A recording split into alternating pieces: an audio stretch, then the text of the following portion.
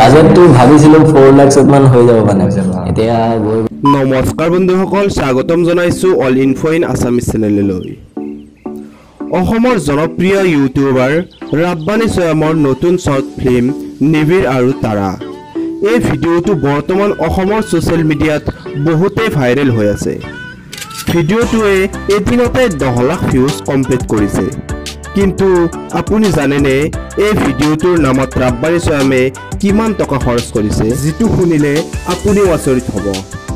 তেন্তে ৰাব্বানী স্বয়মৰ মুখেৰে শুনো আহা এই ভিডিঅ'টোৰ বাজেট কিমান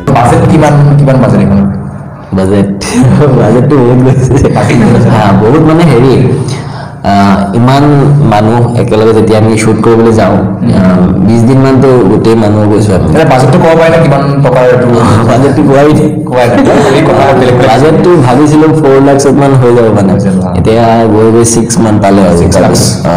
তাৰপিছত 6 পালে এনে কেনেকৈ ভাবিলা যে ইমান বাজেটত খৰচ কৰি এখন বনাই দিব মানে মনটো কেতিয়া ভাগিবছিল নেকি যে ইমান খৰচ